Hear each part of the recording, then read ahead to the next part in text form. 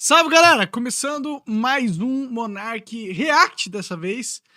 Teve uma entrevista importante que aconteceu nos Estados Unidos com o Tucker Carlson, que é, se não o jornalista mais influente americano atualmente, um dos mais. Na verdade, o que está acontecendo é que tá rolando uma aproximação da direita internacional com a direita nacional, mas o Bolsonaro tá meio que fazendo essa conexão, entendeu?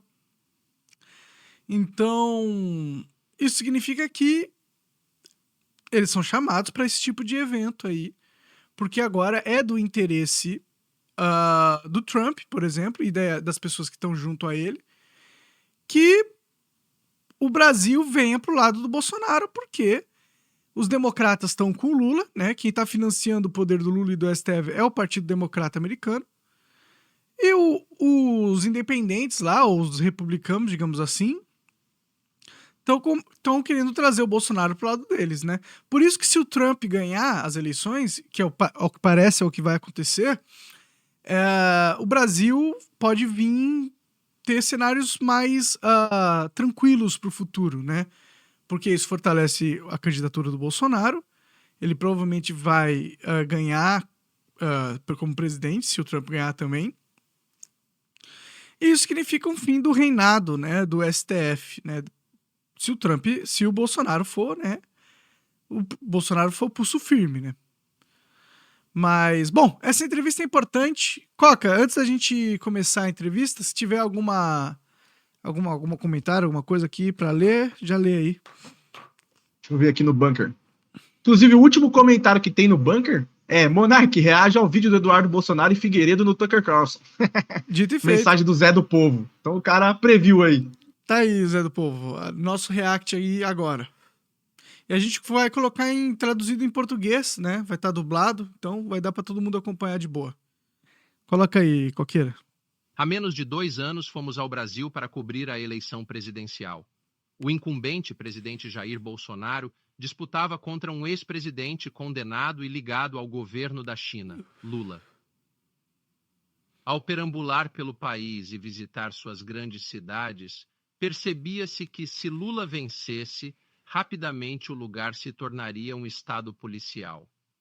As pessoas vão para a cadeia, a democracia acabará, a mídia não poderá relatar honesta e abertamente, e o governo chinês terá influência indevida sobre o Brasil.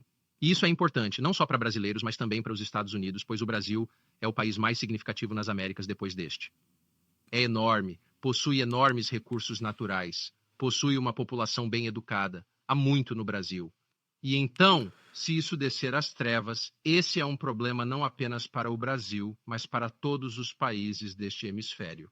Pausa aí. Então, a questão é... É um problema grande porque as pessoas esquecem que existem 200 milhões de pessoas no Brasil e que se aqui for pro caralho, assim, de verdade, Venezuela total, meu, é pelo menos uns 20 milhões que tá entrando nos Estados Unidos. Ou pelo menos, né?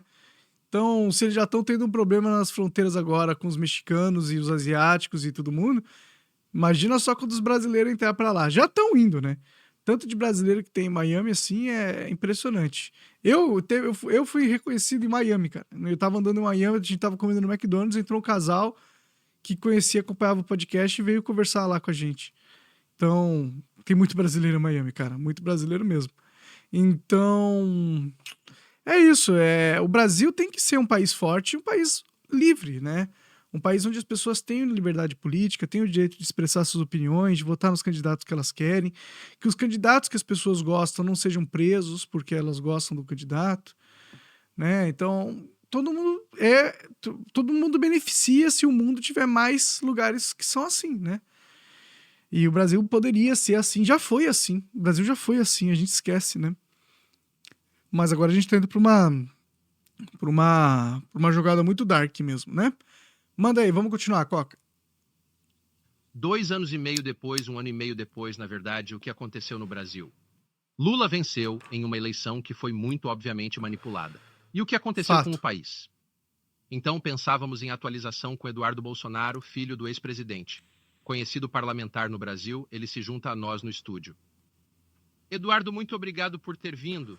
Obrigado, Tucker. Então, olhando aqui de cima, de uma perspectiva de milhares de milhas, mas para o Brasil, parece que não é mais um país livre. É foda que todos os americanos, eles veem o Brasil como inferior, de certa forma. A gente é, economicamente, né, falando, mas vendo aqui de cima, né? Tipo, como se numa bola tivesse cima e baixo, né? Mas beleza.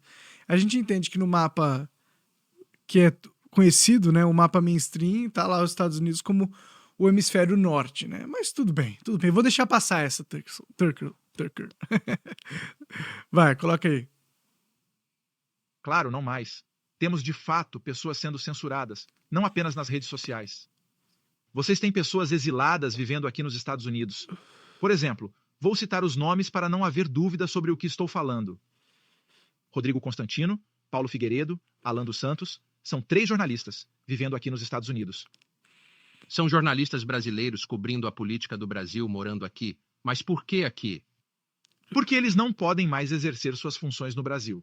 E também porque você realmente sempre corre o risco de ser preso pelo Supremo Tribunal. E para ser honesto, não todo o Supremo Tribunal, mas um juiz chamado Alexandre de Moraes, ele abriu, de fato, uma investigação por mais de 5 anos, perseguindo, geralmente conservadores. Esses senhores, Alan dos Santos, Paulo Figueiredo, Rodrigo Constantino, estão vivendo aqui, silenciados no Brasil. Alexandre de Moraes, este ministro, ele realmente não pode permitir que esta pessoa mantenha uma conta no Twitter ou no Facebook, no Brasil. Se você está no Brasil e quer ver o Estes Postam, precisa ativar seu VPN ou estar fora do Brasil. Espera um segundo. A administração Biden, a grande defensora global da democracia e direitos humanos pelo mundo, eles nos dizem isso todos os dias. E ainda assim, seu aliado próximo, o governo Lula, está Pausa aí, restringindo olha que a liberdade interessante. de... O Tucker aí tá deixando claro. O Biden é aliado do Lula. E os caras falam que o Lula tá indo pra China, tá indo pra China. Não, o Lula não tá indo pra China. O Lula tá no colo dos globalistas. Tá bom? O Biden tá no colo dos globalistas e a China também tá no colo dos globalistas. É que a galera não quer falar sobre o governo mundial, né? Eles têm medo de falar sobre o governo mundial. Mas vamos continuar aí. imprensa e forçando jornalistas ao exílio. Eles falaram algo sobre isso? O Departamento de Estado dos Estados Unidos reclamou dessas coisas? Nunca ouvi nada a respeito. Mas o que estamos fazendo, estamos recebendo algum apoio de outros congressistas do Partido Republicano. Por exemplo, Marjorie Taylor Greene, Chris Smith, entre outros. Tivemos conversas ano passado e esperamos que este ano voltemos ao Congresso dos Estados Unidos com uma delegação maior de congressistas brasileiros para ter uma audiência em uma comissão e contar ao mundo o que está acontecendo no Brasil. Porque no Brasil não vale mais a pena. Você apela. Não tem a quem recorrer. É o Supremo Tribunal processando pessoas. Dizem que são as vítimas, os acusadores e os juízes de todos, sem distinção. Isso realmente não é mais uma democracia. Infelizmente, não posso mais realmente dizer isso. E você não tem onde recorrer ou a quem pedir ajuda, de fato. Então, apenas para ser específico sobre o que aconteceu e quando. Então, era o último dia mesmo. Acho que o mandato do seu pai terminou na véspera de Ano Novo de 2022. Está certo. 31 de dezembro. 8 de janeiro, você teve seu próprio 6 de janeiro. Sim, essa é de fato a desculpa que eles usaram para ir atrás de todo conservador. Então, quase um ano depois, no mesmo dia, o governo dos Estados Unidos também estava envolvido, a administração Biden. Importante. Você teve uma suposta tentativa de golpe no governo democraticamente eleito do Brasil, o governo Lula, e Pausa aí. convenientemente um Olha monte... o que o Tucker tá falando. Pô, o 8 de janeiro e o 6 de janeiro, que foram duas invasões do Capitólio, digamos assim, que aconteceu no Brasil e nos Estados Unidos de forma muito parecida, o Tucker e o Tucker sabe das coisas, ele é um cara conectado lá nos Estados Unidos.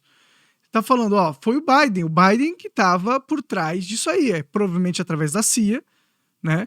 Então, isso foi um movimento orquestrado por interesses internacionais. E aí a gente vê o Xandão colocando um monte de pessoas na cadeia por 17 anos, quando na verdade foi o grupo político que empodera ele, que é os democratas nos Estados Unidos, que foram aqueles que estão por trás desse movimento em si. Ou seja, eles são os culpados pela quebradeira e são aqueles que estão punindo os peões que eles usaram, ou os iludidos, de forma insana. Então, é um jogo muito cruel, entendeu? Primeiro, eles atraem a população como mel, né? Atrai moscas ou atrai abelhas, digamos assim. E aí depois eles prendem numa gaiola e torturam e ainda falam, viu? Olha aí essas abelhas indo atrás de mel. Quando foram eles que colocaram mel ali, entendeu? Então o Tucker meio que está confirmando que isso que aconteceu no Brasil não foi pensado por mentes brasileiras. Foi uma estratégia trabalhada internacionalmente em conjunto do PT com os democratas, que há uma união perversa aí, entendeu?